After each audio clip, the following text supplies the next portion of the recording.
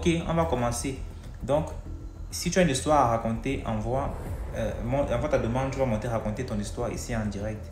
Les histoires mystiques uniquement, pas les histoires d'amour, pas les histoires où il m'a trompé, il avait 5 femmes, non, ça ne nous concerne pas. Oh, il n'avait pas un gros kiki, non, non. Si ce n'est pas les histoires de sorcellerie, de mystique, où il y a les fantômes, où il y a les revenants, où il y a... Pardon, vos différentes chorégraphies dans la chambre ne nous concernent pas. Les bases passées en 83, je ne sais pas, c'était 85, c'était pas... Si toi, je ne connais pas la date, on va connaître comment. Donc, épargnez-nous les détails qui ne nous concernent pas. Merci. Donc, on va commencer et surtout, on ne sait pas les noms des gens, des boîtes de nuit, des bars, des restaurants, des hôtels et autres. Ici, tu peux dire, ok, ça s'est passé dans un restaurant, peut-être à Douala, point. Sans dire, ça s'est passé au restaurant Touré. Non, non, ça ne nous concerne pas ça. On n'est pas là pour porter plainte. Hein? Ici, ce n'est pas le tribunal, on ne va pas les juger. Hein? DMG, allô? Bonsoir. Tu m'écoutes? Il pleut là-bas apparemment. Oui, ici un peu de pluie. D'accord, je vais vous raconter une petite histoire là. Aussi brièvement que ça. Une histoire qui m'est arrivée. J'espère que vous m'écoutez bien. Hein? D'accord, donc j'avais eu un retard. Sauf que avec le père, ça s'est un peu mal passé. Du coup, j'ai commencé à me plaindre, à me plaindre. Tous les jours, je me plaignais parce que le comportement du père, c'était pas vraiment ça. Mais on est toujours surpris par le comportement des gens. Et une fois, j'ai dormi. Je dormais. Il était vers les 5 heures du matin, je pense. J'ai fait un rêve dans lequel j'ai mon amie, elle est à Libreville, elle est sage-femme. Du coup, j'avais mal à la tête. C'était dans le rêve, j'avais mal à la tête. Elle est venue, elle m'a donné, elle m'a tendu les médicaments et un verre d'eau. Elle m'a demandé de prendre les médicaments. Je lui ai dit non, je ne peux pas prendre les médicaments parce que les femmes enceintes ne prennent pas les médicaments n'importe comment. Elle a insisté et au finish, j'ai bu les médicaments. C'est comme ça que je me suis réveillée avec une douleur, mais vraiment une douleur au bas-ventre. C'est la douleur là qui m'a réveillée. Il faisait 5 heures et comme mon réveil est réglé à 5h40 parce que je dois me laver et aller au travail, du coup, la douleur m'a réveillée avant même mon réveil. J'ai eu tellement mal. J'ai prié, je me suis lavée, je suis allée au travail. 2 semaines après, je revenais d'un deuil. Je suis allée aux toilettes pour me soulager et tout. Et je constate le sang. En panique, je réveille ma soeur et mon père, puisque mon père, il est véhiculé aussi. On va à l'hôpital, on me fait quelques examens. Mais comme le médecin en chef n'était pas là, on m'a demandé de repasser le lendemain pour faire l'échographie, pour voir à quel niveau la grossesse était. Du coup, je suis retenue le lendemain. Quand je retourne le lendemain, le médecin me fait finalement l'échographie. Il me parle d'avortement incomplet. Moi, je ne comprends pas. Parce que depuis que j'ai attrapé ce retard, j'avais déjà 2 mois, presque 3 mois. Je n'avais jamais bu de médicaments. Aucun médicament. Aucun. J'avais même peur de boire parce que je me disais que comme je suis enceinte, il faut vraiment que je fasse attention. Et là, il me parle d'avortement incomplet et tout. Il me dit, bon, donc on va retirer tout ce qui reste. On m'envoie en salle. Je vais en salle. J'arrive en salle et tout. Le médecin procède à... Voilà, comment ça s'appelle? En tout cas, on va dire au curettage, voilà. Il s'avère que mon col est complètement fermé. Rien ne peut rentrer dans le col pour pouvoir faire sortir les débris qui restent. Rien. Le médicament me donne, le médecin plutôt me donne même les médicaments afin de déclencher. Je suis restée dans la salle là de 14h jusqu'à 19h. Le médecin n'a pu rien faire parce que mon col était complètement fermé. Moi-même, je ne comprenais rien. Le médecin ne comprenait absolument rien. Du coup, il m'a dit, bon, tu pars et tu reviens le vendredi prochain. On espère que d'ici là, les débris qui sont à l'intérieur vont passer. Je suis rentrée à la maison, mais avec des douleurs. Parce que en fait, j'avais déjà comme des contractions parce qu'il m'avait donné des médicaments qui devaient déclencher, en fait, si on peut dire, entre guillemets, et faire sortir les débris en question. Donc, j'ai pas dormi de toute la nuit tellement j'avais mal. Le matin, j'ai un ami qui m'a recommandé une clinique et il m'a demandé d'aller à la clinique en question. Avant de partir, je me suis mise à prier, parce que j'ai dit au Seigneur que moi, je ne comprends pas ce qui m'arrive. Mais sauf que je me suis souvenu du rêve. Et tout est parti à partir de ce rêve-là. Du coup, je suis allée dans la clinique, arrivée dans la clinique, même pas 10 minutes sur le lit. La sage-femme a tout fait sortir. Le col que le médecin a dit à la veille qu'il était tellement fermé qu'on ne pouvait rien introduire pour l'ouvrir là. Il s'est ouvert en moins de 10 minutes. En moins de 10 minutes, le col s'est ouvert. Elle a fait son travail et elle m'a donné l'ordonnance. Je suis rentrée à la maison. Donc vraiment, c'était pour, comme morale, c'était pour dire qu'il faut arrêter de se plaindre parfois des situations qui nous arrivent. Parce que à chaque fois qu'on se plaint, le diable est là, il écoute. Et lorsqu'il trouve une occasion pour faire quelque chose, lui, il ne rate pas cette occasion-là. Donc, c'est parce que je m'étais plaint au début par rapport à ce qui m'était arrivé avec le père. Je me suis plaint que voilà, le diable a saisi l'occasion de pouvoir enlever cet enfant-là mystiquement par des rêves. Et justement, les choses qu'on mange et qu'on boit dans les rêves, là, ça se matérialise dans le physique. Ça se passe dans le spirituel, mais dans le physique, ça se matérialise. Il faut vraiment faire très attention lorsque nous dormons et que nous rêvons et que nous mangeons ce qu'on nous donne dans les rêves ou bien que nous buvons ce qu'on nous donne dans les rêves. Ce n'est pas bon du tout. Moi-même, j'étais vraiment victime et prier avant de dormir et au réveil. Voilà, c'était ça ma petite histoire. Merci. Merci beaucoup pour l'histoire. D'accord, je reviendrai encore pour d'autres. D'accord, merci. Quand elle parle de les rêves se matérialisent là dans le monde physique là, je vois d'autres en train de écrire en commentaire qu'ah bon, non, vous ne savez pas. Il n'y a pas remarqué que 80% des femmes enceintes font toujours des rêves où on essaie d'arracher leur enfant dans le ventre. Pourquoi?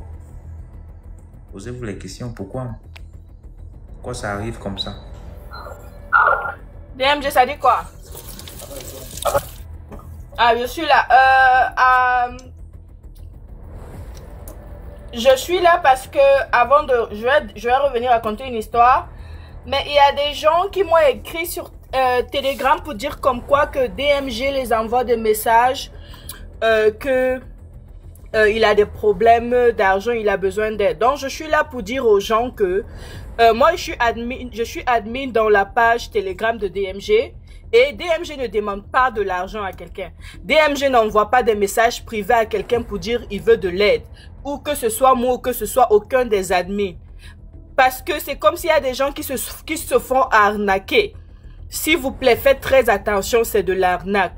Parce qu'après, ça fait mal quand les gens m'écrivent et disent « Ah, Letty, j'avais mes pauvres $150. DMG m'a envoyé le message comme quoi que il ne fait plus les lives parce que il a des problèmes financiers. » Donc, s'il vous plaît, je vous en prie en fait. Et pour ceux qui m'écrivent sur TikTok pour demander des choses sur DMG, pour demander si on a des contacts, des marabouts ou de quoi que ce soit, s'il vous plaît, ne m'écrivez plus. Le live de DMG, nous, c'est là pour nous ouvrir les yeux, pour nous sensibiliser. Donc, c'est ce que je voulais dire. Maintenant, je vais passer à l'histoire des gens. Pardon, il y a trop d'histoires des gens dans mon inbox. Avant de commencer l'histoire, pardon. Pardon, seulement. Merci ici, de parler. Ceux qui me suivent sur TikTok ici, même sur les deux plateformes là, vous savez que les trucs de demander les cadeaux, même d'abord, ça me dérange souvent. Combien de fois entrer dans le inbox de quelqu'un demander l'argent à quelqu'un? Comment? Même les matchs, je refuse les matchs ici sur TikTok. Où ça paye. Les gars ont fait les interviews, on parlait comment les gars gagnaient plus de 3 millions la journée par sur direct. Mais moi, je ne fais pas les live matchs. Combien de fois là, entrer dans le inbox, même Telegram, je ne suis même pas trop présent. Parce que les gens que j'ai Telegram, c'est les Letty et d'autres parmi ces télé. Moi, je ne suis même pas souvent sur Telegram. Donc, si vous posez quelqu'un sur Telegram que c'est DMG, pardon, entendez-vous, mais je ne suis pas concerné. Ok. L'histoire que je vais raconter, c'est l'histoire d'une fille nigérienne. Elle a 3 enfants avec son mari qui est décédé. Elle a... Donc, dans son village, elle sortait avec son jeune gars. Quand ils étaient jeunes, tout ça. Et dans son village, c'était un village où ils avaient toujours l'habitude d'aller bagarrer contre le village voisin pour des terrains, pour des landes, quoi. Donc, c'est comme ça que un jour, son mari lui a promis le mariage. Donc, son copain, je ne sais pas comment on appelle ça, son copain avec qui elle sortait, ils vivaient ensemble, lui a dit, ok, on va se marier dans quelques mois. Elle a accepté. Le gars est quitté, il est allé à la bagarre, comme ils vont à la bagarre. Il est arrivé là-bas, il est mort. Quand le gars est mort, on a ramené le corps du gars, on a enterré le gars. La fille a dit, ok, comme on a enterré le gars, je vais partir. La famille de la fille a dit, non, tu ne peux pas partir parce que on doit te marier. Tu as, dans notre village, tous ceux à qui nos enfants ont promis le mariage, on les épouse. La fille dit, aïe, mais moi, mon mari est mort. Il m'a promis le mariage, mais il est mort. Je dois partir. On dit non. Elle dit, ok, si je dois rester dans la famille, laissez-moi donc épouser le petit frère de mon mari. On dit non. Tu ne peux pas épouser le petit frère, tu ne peux pas épouser le demi-cousin. Tu dois... L'homme qui est mort. Elle dit, mais mon mari est mort, il est couché. On l'a enterré. C'est comme ça, elle dit, quand elle a refusé, elle a dit, je vais partir. Elle est entrée dans la maison à ranger ses habits. Elle a vu son mari avec la chicotte. Son mari dit, toi, tu n'as pas dit tu vas m'épouser. Toi, tu n'as pas dit on va se marier. Et puis, tu veux partir où? Et puis, tu vas aller faire ta vie sans moi, comme moi, je suis mort. Tu mens. Toi et moi, on est dedans ensemble à Koyi. La fille dit, aïe. Elle a appelé sa famille, on a fait les rites, on a tout fait. Elle voyait toujours le gars. Elle est tombée malade, son ventre a commencé, elle a commencé à maigrir, son ventre a commencé à gonfler comme si elle avait le pus dedans. Au Nigeria, elle dit qu'on l'a amené donc partout, ça n'a pas donné. Sa famille l'a fait venir aux États-Unis même pour dire que peut-être, on pense que c'est la sorcellerie, peut-être c'est les infections. Ils n'ont rien vu. Même ici où elle est venue là, elle dit, elle pensait qu'on dit sorcellerie ne traverse pas dans l'eau. Elle dit, c'est alors ici que, quand on l'a amenée à l'hôpital le jour de l'opération, qu'on va enlever les asticots, elle a vu son mari avec les couteaux. Il dit, c'est moi qui vais faire ton opération là. Et puis, je vais couper ton ventre, tu vas mourir avec moi. Donc, elle a dit, elle ne veut plus. Et elle est rentrée au Nigeria. Quand elle rentre au Nigeria, elle dit à sa famille que moi, je vais accepter, épouser mon mari. C'est comme ça qu'elle épouse, elle accepte. On fait le mariage. Une jeune fille de 23 ans. On fait le mariage avec un homme qui est mort, qui a la vie devant elle. C'est comme ça qu'on fait le mariage entre elle et son mari. Je ne sais pas comment ils ont fait. Elle ne m'a pas dit si on a enlevé le corps. Elle m'a juste dit qu'on a célébré le mariage. Elle dit qu'on a célébré le mariage. Son ventre a gonflé, qui était gonflé a baissé. Ah! Je dis c'est pas vrai, on dit c'est vrai. On dit le ventre a gonflé. Le ventre qui était gonflé, asticot a séché. Maintenant, elle dit, elle voyait son mari qui rentre du travail comme un homme pas du travail là. Elle dit, le même jour, elle a vu son mari qui est rentré du travail. Il n'y avait que elle qui le voyait. Elle dit, son mari rentre du travail. Il dit, ah, je suis rentré du travail, je veux manger. Elle dit, elle doit faire à manger, elle le sert. Et puis, elle appelle sa belle-mère, elle dit, mais maman, il est là. Sa belle-mère dit, moi, je ne le vois pas. Je ne le vois pas, mais dans notre village, c'est comme ça, c'est toi celui qui va le voir. Donc, la nuit, ils couchent ensemble. L'homme l'a enceinté une fois. Premier enfant, c'était un garçon. Deuxième enfant, un garçon. Troisième enfant, c'était une fille. Et puis, elle a dit à son mari, ah, elle a dit, ah, aujourd'hui là, elle a déjà 36 ans ou 37 ans ou quelque chose comme ça. Elle dit que elle n'en peut plus. Parce qu'elle a envie de sortir de là, mais elle ne sait pas comment elle va faire. Et puis le fantôme de son mari lui dit qu'ils sont ensemble jusqu'à la mort. Ils ont déjà tout vu. Je lui ai dit, mais est-ce que tu as prié?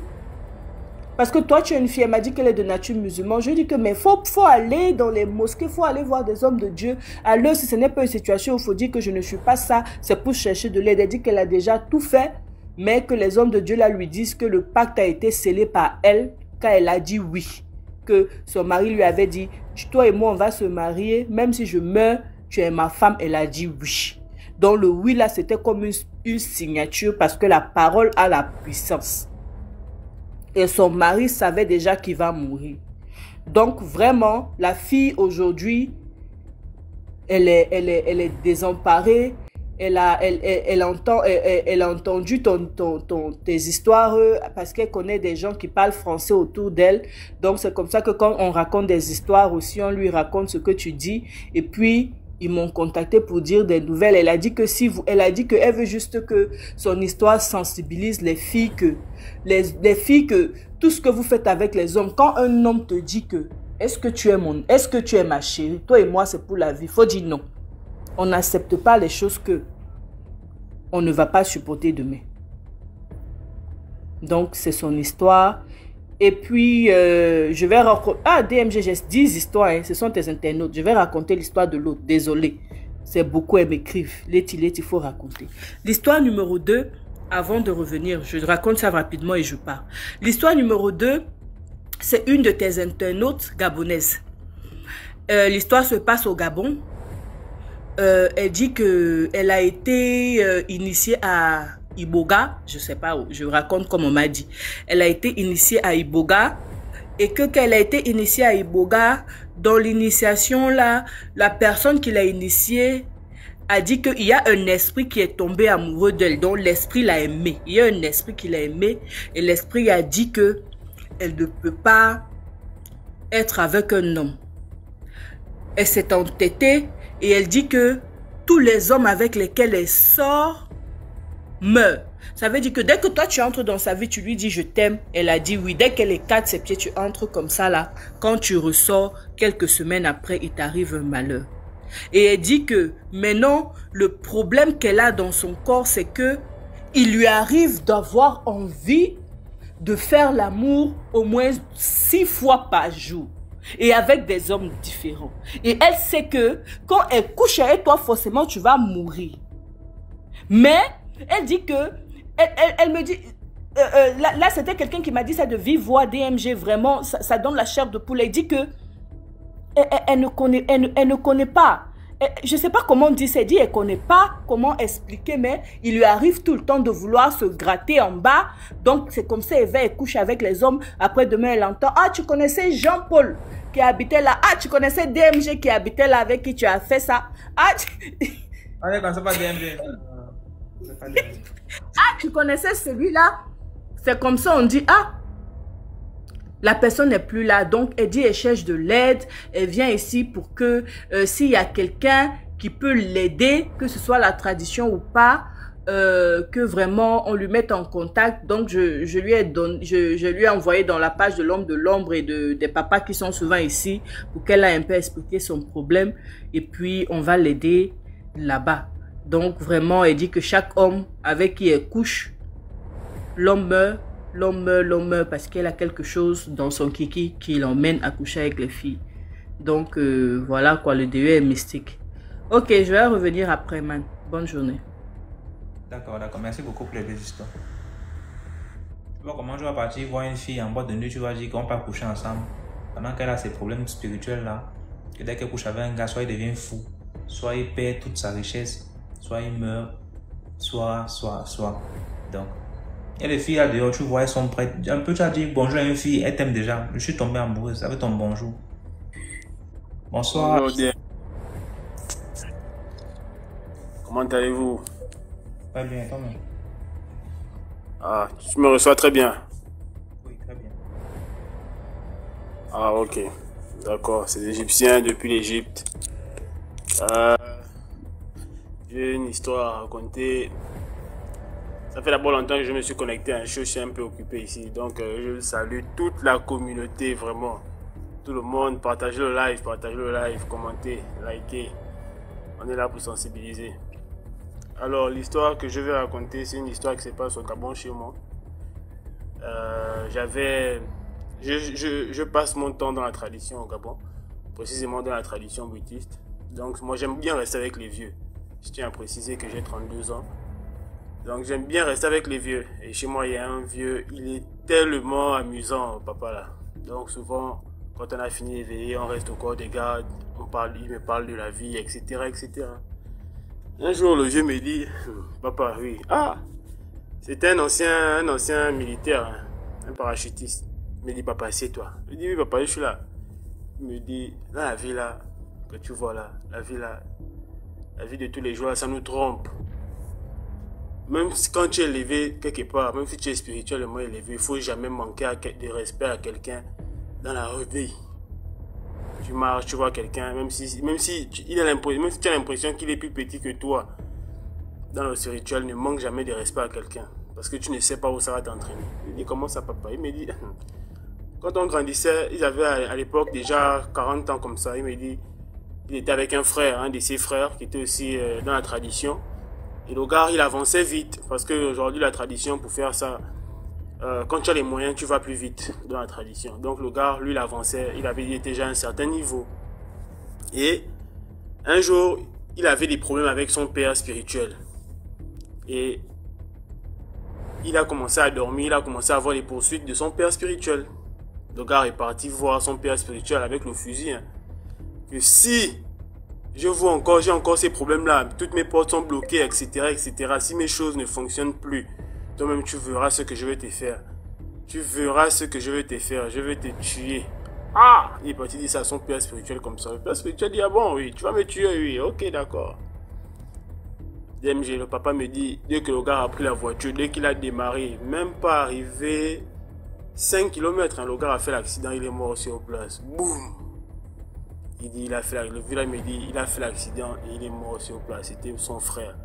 Il me dit, dans la vie là, même si tu es élevé spirituellement, ne manque jamais de respect à quelqu'un qui est dans la tradition ou qui est élevé spirituellement. Même s'il est moins élevé, parce que tu ne connais pas le degré de tout un chacun. Et là, pourquoi? Il me dit pourquoi c'est arrivé. Parce que dans la tradition, quand tu fais la tradition, nous on a ce qu'on appelle faut poser le bouti. C'est-à-dire, faut donner quelque chose pour avoir quelque chose. Le plus souvent, c'est l'argent, c'est les animaux, etc.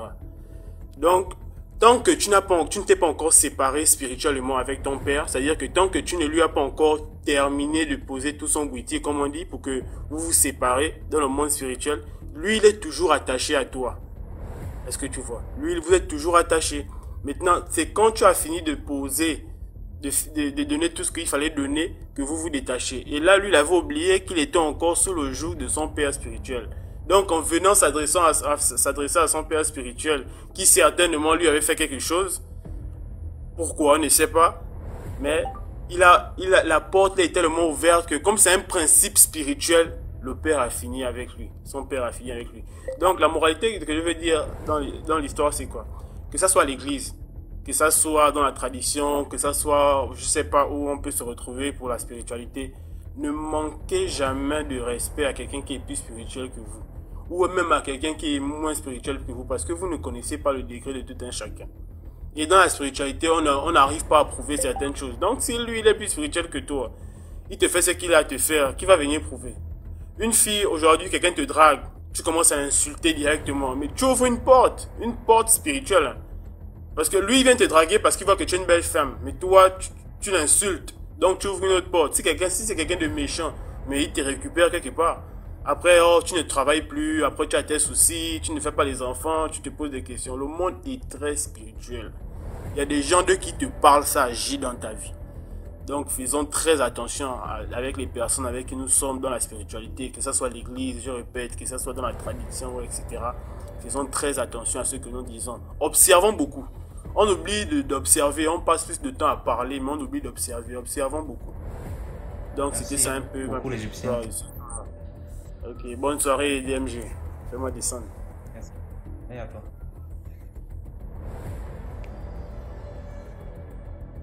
Vous comprenez, hein? Les gens vous parlent un peu, bonjour là, c'est pour vous dire, tiens, parler patapata là, partout là. Ok. Bonsoir la Gabonaise. Bonsoir DMG. Bonsoir la team. Alors, je vais raconter l'histoire de mon oncle qui est devenu muet suite à une infidélité de sa femme. Je vous explique. Mon oncle était hyper possessif. C'est comme ça qu'il ne laissait jamais sa femme aller nulle part seule. Même lorsqu'elle allait faire ses cheveux, il l'accompagnait. Ils allaient dans les champs, partout ensemble. Je tiens à préciser que l'histoire se passe au nord du Gabon. Alors, un jour, la femme elle en avait marre.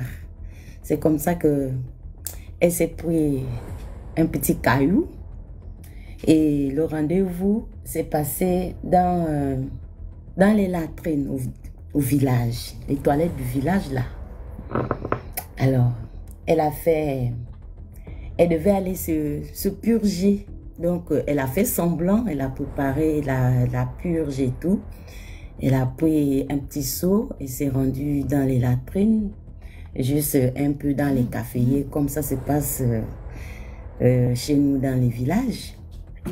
Alors, elle a fait son rencard là-bas avec son petit caillou. Et voilà comment que le mari s'impatiente.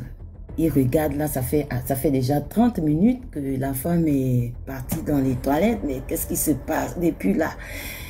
Et elle ne vient pas. On va déjà à 45 minutes. La femme est toujours dans les latrines.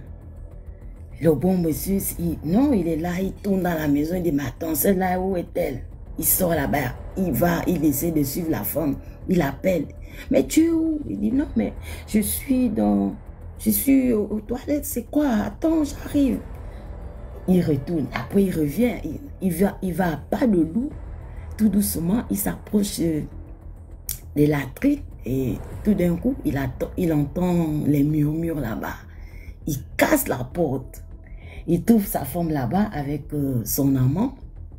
Il commence à faire le bruit. La femme lui dit, non, non, non, non, tu fais pas de bruit, tu fais pas de bruit. Tu m'as attrapé, certes, donc on va attendre demain matin. Tu vas appeler les gens et tu pourras faire tout ton tapage. Et le matin arrivé, il a convoqué sa belle famille ainsi que sa famille. Tout le monde s'est assis. C'est comme ça qu'il a commencé à relater l'histoire. Oh non, ma femme est infidèle, machin, machin. Il a commencé à parler. Puis on donne la parole à sa femme. Sa femme dit, moi, tu m'as attrapé. Où? Tu me parles de quoi? Le monsieur, il n'en revenait pas. La femme lui dit, est-ce que tu m'as pris en photo? Tu m'as attrapé où? Moi, je ne sais même pas de quoi tu parles. C'est comme ça que mon tonton là est devenu muet. Muet jusqu'à ce jour. Il ne parle plus. Voilà. Donc, la moralité de l'histoire, c'est que faut pas... Je sais pas trop quoi dire. Faut pas trop aimer, je sais pas, aimer quelque chose à l'excès.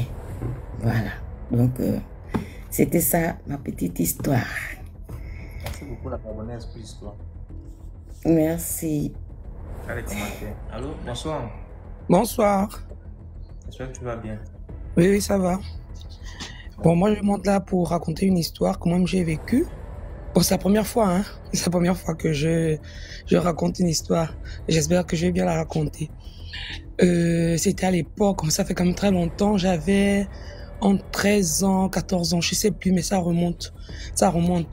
Et bon, comme je suis au Gabon, et chaque vacances, mon papa nous amenait toujours en vacances au nord du Gabon, dans l'Ouenthem.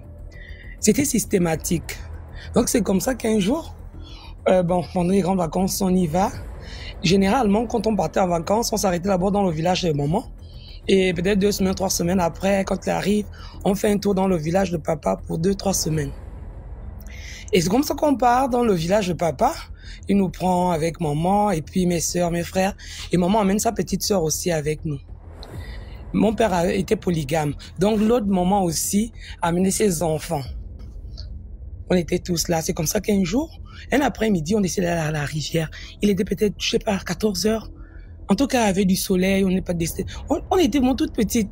On a décidé d'aller à la rivière. Quand on arrive à la rivière, on se met à jouer. Comme des enfants, on est à la rivière, on se met à jouer. Et on joue, vous voyez, dans la rivière. Parfois, vous voyez, on voit des petits poissons là. Et puis, on s'amuse à les attraper. On s'est tellement lavé et autour de 15h, 15h30, on décide de remonter. Oh non, c'est bon, on va rentrer. Quand on sort de la rivière, juste au bord de la rivière, on voit 3 petits poissons.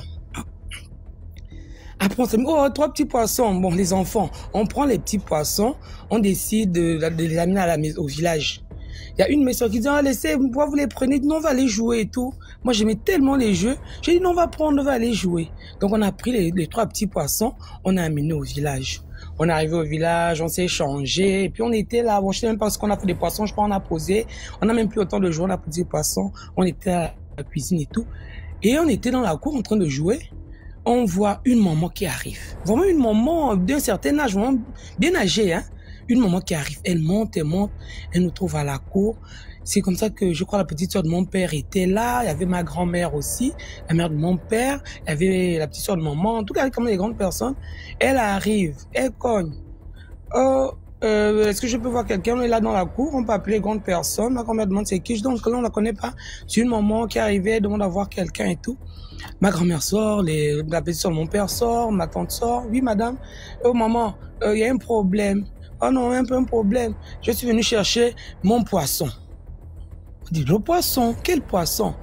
Oh, mon fils m'a envoyé 3 cartons de poisson. Vos enfants ont pris 3 cartons de poisson. On dit, le poisson? Quel carton de poisson? Vous avez déposé le carton? Non, non, non. Il m'a envoyé les cartons de poisson. Quand ils sont passés, ils ont pris les cartons de poisson. Mais on a commencé à trembler. On se regarde, carton de poisson. Mais maman, la petite maman me demande, vous avez toujours poisson? Vous avez du quel poisson? On n'a pas pris le poisson que vous avez vu avec les cartons de poisson ici. Donc, on prend les 3 petits poissons. On monte à la grand-mère et à la tante pour lui dire, mais c'est ce qu'on a comme poisson, on était à la rivière, voilà ce qu'on a ramassé au bord de la rivière. Eh non, c'était pas ça, c'était pas le poisson, c'était 3 cartons de poisson, ils sont... Ah, mais comme on était au village, vous savez, au village, avec ma grand-mère a commencé à parler. La petite sœur de mon père a commencé à parler. Vous m'arrêtez ça, la sorcellerie, les enfants d'autrui. Il faut arrêter la sorcellerie de ce village-là. Je ne veux rien entendre. Si vous essayez. Mais on a tremblé. Est-ce qu'on pouvait encore jouer? On ne savait, en fait, on ne comprenait rien du tout. Qu'est-ce qui se passe? Ma grand-mère l'a chassé, que je ne vais plus jamais te voir. Si vous avez fait une association de sorciers parce que vous avez vu les enfants d'autrui dans le village, comme dans ce village, souvent il y a pas des enfants dans la cour, vous venez essayer de revenir. Quand mon papa est arrivé, on lui a fait le compte rendu, lui aussi l'a parlé. Mais la nuit, là, est-ce qu'on a dormi? Les hibou, le lendemain, 6 heures, je crois que c'était très tôt le matin.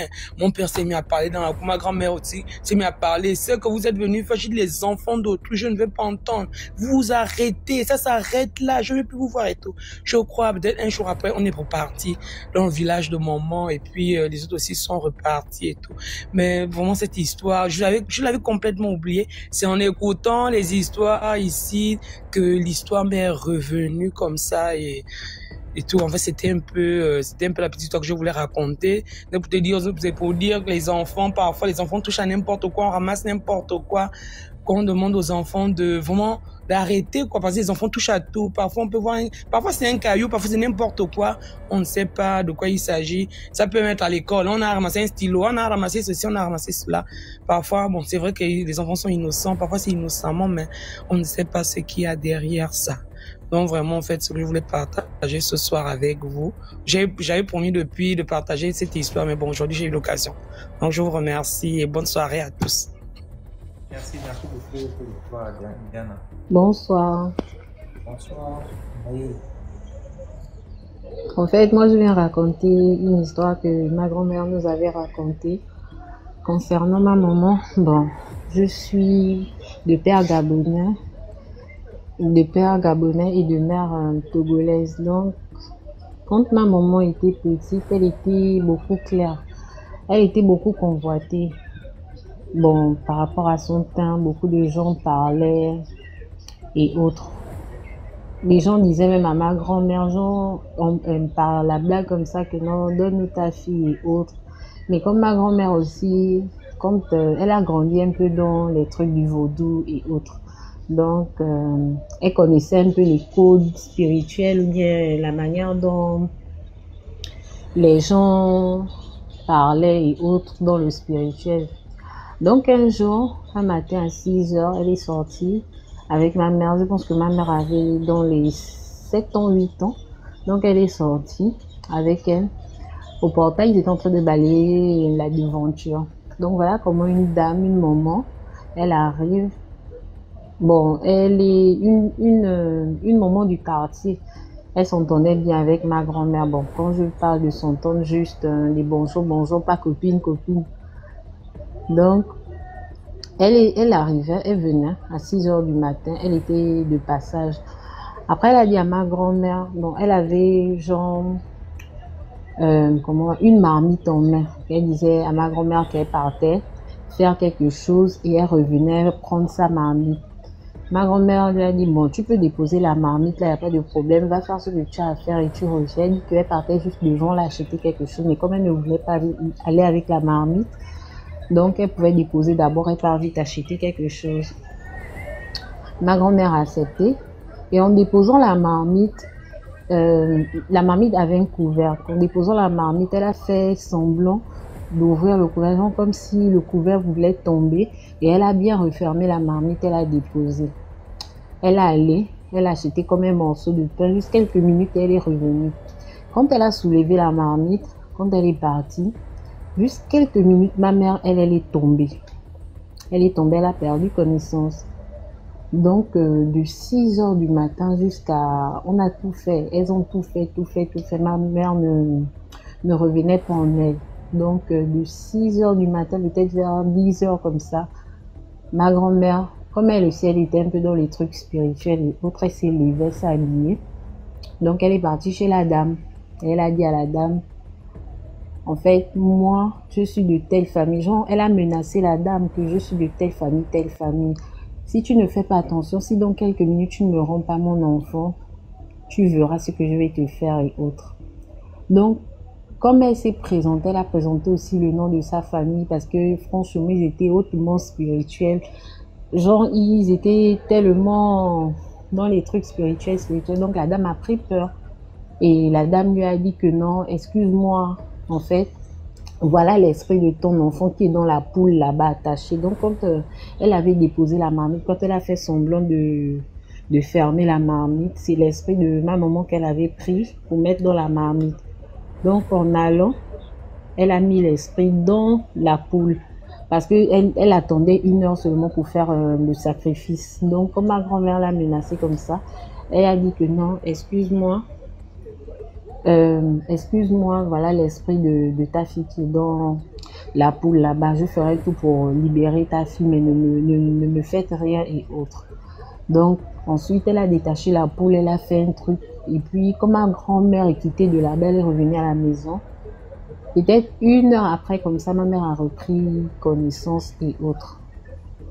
Bon, je ne sais pas quelle morale il faut tirer de l'histoire. En fait, c'est pas s'il faut dire qu'il faut toujours faire attention aux vieilles du quartier ou bien aux mamans. C'est pas toutes qui sont sorcières, mais il y a certaines vraiment qui font du mal sans que on ne leur fasse du mal, mais elles vous font du mal n'importe comment. Donc, c'était un peu ça mon histoire. Merci beaucoup. Merci beaucoup pour l'histoire. D'accord. Dans les commentaires. Bonsoir. Je sais pas si on m'entend bien. Oui, très bien. Ah, parfait. Donc moi je vais raconter quelque chose que j'avais vécu lorsque j'étais encore enfant. Donc moi je suis originaire du nord du Gabon. Donc je suis d'un village à côté de Bitam et tout.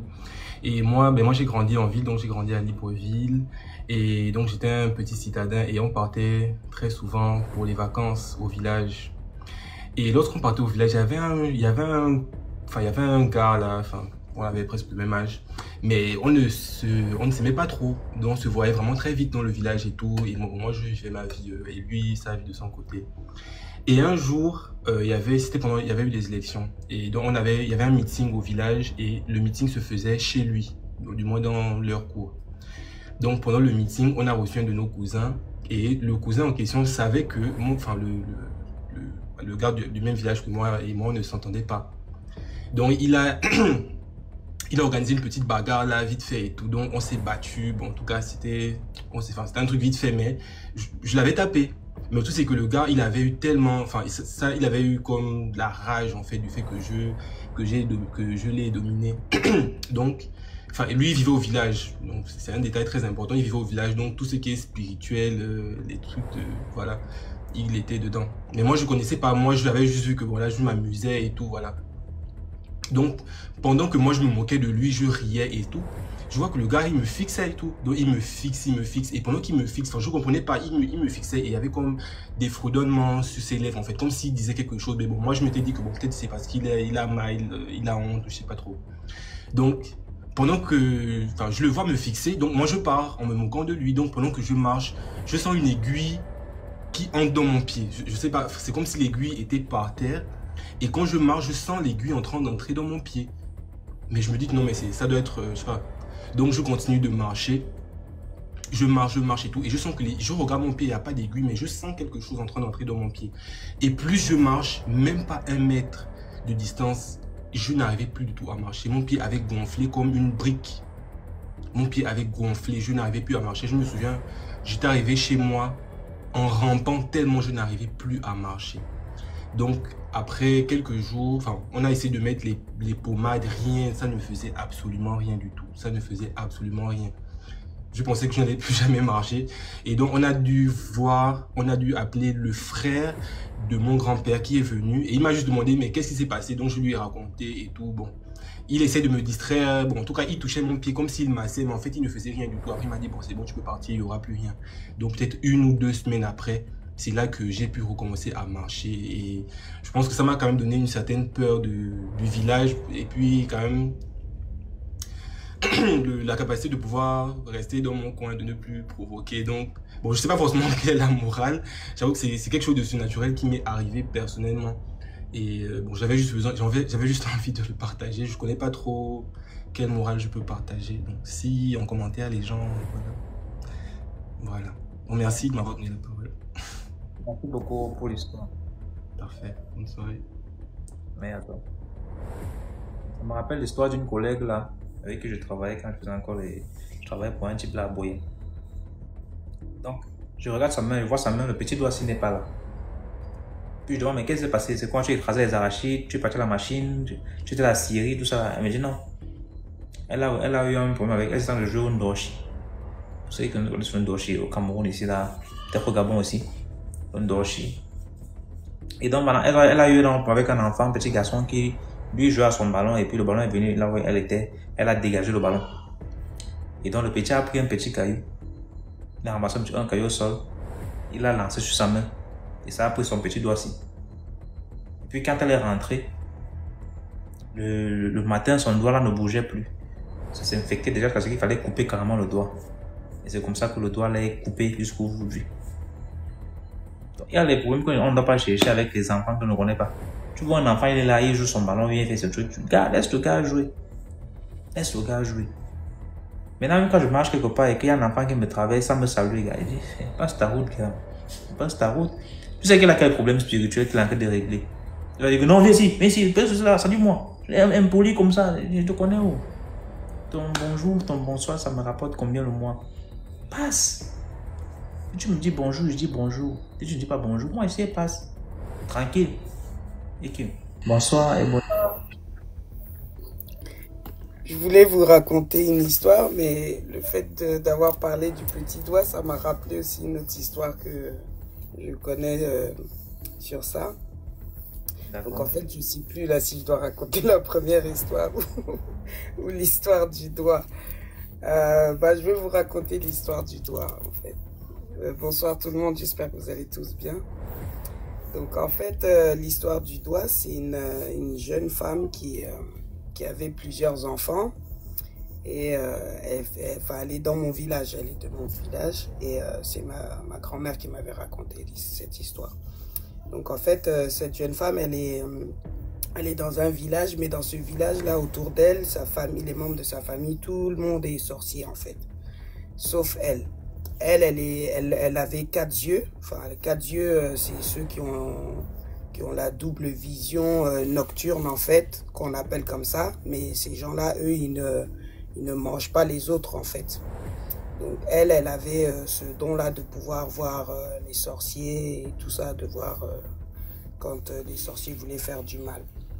Mais comme elle était dans le village et qu'elle était la seule, elle était obligée, en fait, de participer à leurs réunions et tout ça. Et donc, à chaque fois qu'ils attrapaient des âmes, ils partageaient la viande, ils lui donnaient. Mais comme elle ne mangeait pas, en fait, elle décidait de tout garder, en fait, dans un endroit caché en fait. Et elle mangeait pas en fait. Donc elle se disait comme ça, le jour où ça va pas, je vais rendre ce qu'on m'a donné en fait.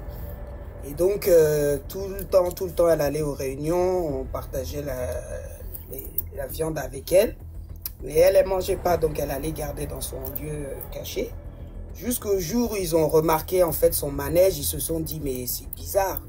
Toi, à chaque fois tu viens, tu manges avec nous et tout, tu prends la viande, mais toi tu ramènes personne. Et donc ils se sont dit bon, comme elle ramène personne, on va la piéger. Et ils l'ont suivi, ils sont allés découvrir son lieu secret. Et en fait, dans le partage de la viande qu'ils avaient fait avec elle, ils lui avaient donné un tout petit doigt, l'auriculaire. Et donc, ils ont volé cet auriculaire pour la pousser à rembourser, en fait. Donc, ils lui ont dit, bon, bah, comme on t'a donné toute cette viande et tout, et que tu veux pas donner quelqu'un, donc il faut nous rendre tout ce que tu as mangé. Donc, ce qu'elle a fait, c'est qu'elle a été dans son lieu secret, elle a ramassé tous les morceaux de viande qu'on lui avait donnés et tout, elle leur a rapporté. Sauf que comme ils avaient découvert le lieu où elle cachait, ils avaient pris le petit doigt et il manquait ça. Donc, ils lui ont dit, ah bah, nous, on t'avait donné un petit doigt là aussi avec la viande qu'on t'a partagée avec toi. Donc, faut que tu nous ramènes ça. Voilà, donc, ils lui ont demandé de rembourser le petit doigt qui manquait. Et ils lui ont dit pour ça, il va falloir qu'elle donne un de ses enfants. Mais comme elle ne voulait pas donner un de ses enfants, elle ne voulait pas qu'on tue un de ses enfants, elle leur a dit, donc vous allez prendre mon petit doigt à moi. Et donc par sorcellerie, ils ont fait jusqu'à ce que son petit doigt, ça pourrisse et ça tombe en fait. Et c'est comme ça qu'elle a remboursé le petit doigt qui manquait en fait, sans avoir eu à donner un de ses enfants. Donc, on l'a connu avec le petit doigt manquant, en fait, tu vois, sur sa main. Mais il n'y a que ceux qui savaient, par rapport à la sorcellerie, qui savaient comment elle avait perdu son doigt, en fait. Donc, voilà. C'était pour dire qu'en fait, il y a des sorciers, ils ont le don de voir, mais ils font pas de mal, en fait. Et c'est juste pour pouvoir protéger leur famille qu'ils font partie de la sorcellerie. Et en aucun cas, ils vont donner leurs enfants, en fait, aux autres. Donc, voilà, c'est ma petite contribution. Tu peux raconter la deuxième histoire que tu voulais raconter au départ. Ah oui, la deuxième histoire que je voulais raconter, en fait, c'est dans notre famille même, en fait. C'est la femme de mon arrière-grand-père, qui, elle aussi, elle était sorcière. Et donc, il y a une jeune fille qui était de notre village, qui était partie en Côte d'Ivoire pour vivre là-bas et qui était revenu pendant les vacances. Et donc pendant les vacances, eux, quand ils l'ont vu revenir, pour eux, c'était de la viande fraîche qu'ils allaient manger en fait. Donc, ils se sont préparés, ils se sont dit, ah, cette nuit, on va aller prendre son âme et tout pour en faire notre festin. Mais malheureusement pour eux, il y a un monsieur qui avait accompagné la jeune fille et lui, il était 4 yeux aussi, il voyait. Donc, la nuit, quand l'arrière-grand-mère s'est transformée en hirondelle pour aller dans la maison de la jeune fille là, pour aller attraper la jeune fille. Et lui, quand il l'a vu arriver, il a su que c'était une sorcière qui s'était transformée. Donc, il a pris un bout de bois, il lui a lancé. Et ça a atteint l'aile de l'hirondelle. Et donc, le lendemain matin, la vieille s'est levée avec le bras paralysé. Et jusqu'à sa mort. Et elle est morte centenaire. Nous, on l'a connue. Pourtant, c'était la femme de mon arrière-grand-père, la femme du grand-père de mon père. Et nous, on l'a connue avec le bras replié comme ça sur sa hanche qu'elle ne pouvait jamais tendre, en fait. Et c'est là que, après sa mort, ils nous ont raconté comment c'était arrivé, en fait. Parce que le monsieur, quand il lui a fait ça, après, il a raconté ça aux vieux du village, quoi. Donc, c'est comme ça qu'on a su, en fait, qu'elle était sorcière et qu'elle s'était fait blesser en allant vouloir chercher une jeune, quoi. Donc, voilà, c'était ça, mes 2 petites histoires courtes. Merci beaucoup pour l'histoire. Je vous en prie. Merci. Ok. Bonne soirée. On est comme ça, là, on vit avec les gars qui peuvent voler la nuit. Hein. Bye.